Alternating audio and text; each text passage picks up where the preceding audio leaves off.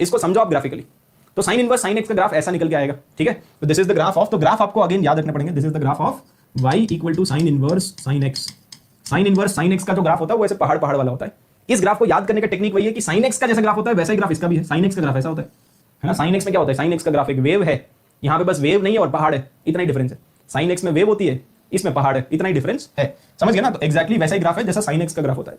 अब ऐसे याद कर लो, sine inverse sine x is same as sine x, but यहाँ पे वेव की जगह एक पहाड़ वाली वेव है, ठीक है, एक पहाड़ वाली वेव है, बस इतना ही डिफरेंस है।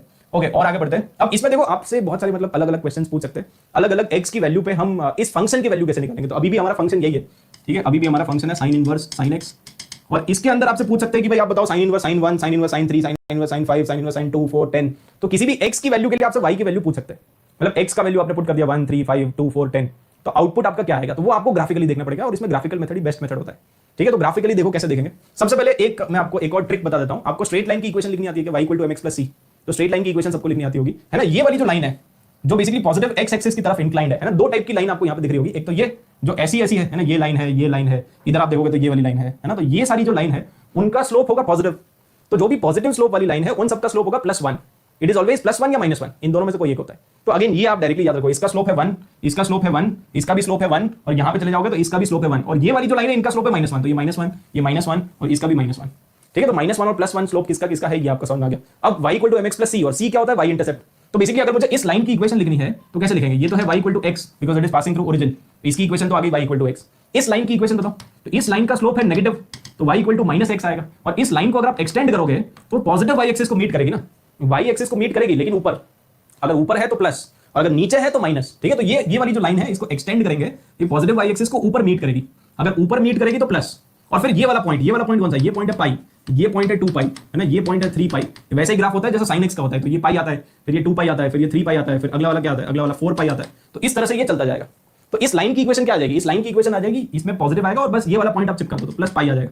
सिमिलरली ये वाली जो लाइन है इसकी इक्वेशन कैसे लिखेंगे, तो इसका स्लोप क्या है, सबसे पहले तो इसका स्लोप है पॉजिटिव, पॉजिटिव मतलब +1, तो y = mx, m का वैल्यू 1 है, तो y = 1x, mx, m का वैल्यू 1 है। और इस लाइन को अगर आप एंड करोगे तो पॉजिटिव y एक्सिस को नीचे मिलेंगे ना ये, तो इसका y इंटरसेप्ट नेगेटिव आएगा, तो यहां पे आप लगाओगे नेगेटिव, और फिर यही वाला पॉइंट, ये पॉइंट कितना है 2 पाई, तो बस 2 पाई आ जाएगा, ठीक है। सिमिलरली इस लाइन की इक्वेशन आएगी y = -x, नेगेटिव स्लोप है, और इसको आप एक्सटेंड करोगे तो ऊपर की तरफ मिलेंगे तो प्लस, और यहां पे क्या है 3 पाई, तो बस 3 पाई आ जाएगा। इस लाइन की इक्वेशन आएगी y = x, और ये वाली लाइन को एक्सटेंड करोगे तो ये दोनों मिलेंगे, नीचे की तरफ मिलेंगे ना, ये y एक्सिस और ये लाइन ऐसे एक्सटेंड करोगे तो नीचे की तरफ मतलब माइनस, और यहां पे है 4 पाई, समझ गए ना, मतलब अल्टीमेटली। तो ये सारी लाइन की इक्वेशन आप लिख दो।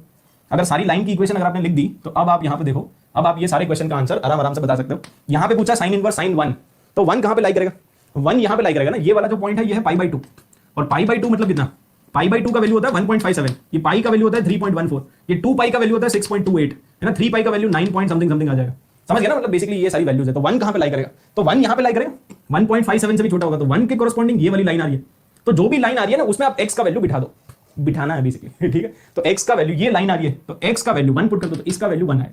इसका वैल्यू बताओ, साइन इनवर्स साइन 2, तो 2 के कोरस्पॉन्डिंग तो ये 1.57 है, तो 2 यहां पे कहीं पे लाई कर रहा होगा, है ना, तो 2 के कोरस्पॉन्डिंग ये लाइन आ रही है, तो इस लाइन की इक्वेशन में x का वैल्यू बिठा दो, तो x का वैल्यू 2 पुट कर दो, -2, x की जगह 2, तो बेसिकली आ जाएगा -2 + पाई, ठीक है। ये कहां पे लाई करेगा 3, तो 3 यहां पे लाई करेगा, 3.14 है तो 3 यहां पे आएगा ना, 3.14 से छोटा, तो बेसिकली अगेन यही वाली लाइन आ रही है, तो इस लाइन की इक्वेशन में आप बिठा दो, x का वैल्यू बिठा दो, तो -3 + पाई ये आ गया। 4 कहां पे लाई कर रहा है, तो 3.14 के बाद में यहां पे कहीं पे 4 लाई कर रहा है, तो 4 के कोरस्पॉन्डिंग भी अभी भी यही लाइन आ रही है, तो इसका वैल्यू हो जाएगा -4 + पाई। अरे समझ गया ना, इसका वैल्यू साइन, ये 5 कहां पे लाई करेगा, तो ये वाली जो वैल्यू है ये वैल्यू आएगी 4, क्योंकि ये है 3 π/2, और 3 π/2 आप निकाल सकते हो ना, 3 × 3.14 डिवाइडेड बाय 2 करके 4.7, तो 4.7 के बाद यहां पे कहीं पे 5 लाई करेगा, और वैसे भी आप देख लो 6 से पहले होगा ना, तो यहां पे ये लाइन आएगी, और ये जो लाइन है इसकी इक्वेशन है x - 2 पाई, तो उसमें बिठा दो, उसमें बिठा दोगे तो 5 - 2 पाई आएगा इसका वैल्यू, और इसका वैल्यू कितना आएगा 10, तो 10 यहां पे है, ये 9 पॉइंट समथिंग के बाद में आएगा 10, तो इसके कोरस्पॉन्डिंग ये लाइन है, और अगर ये लाइन है तो इसकी इक्वेशन है -10 और +3 पाई। तो ये कितने लोगों को समझ में आ गया, ये समझ में आया कि नहीं, चमका।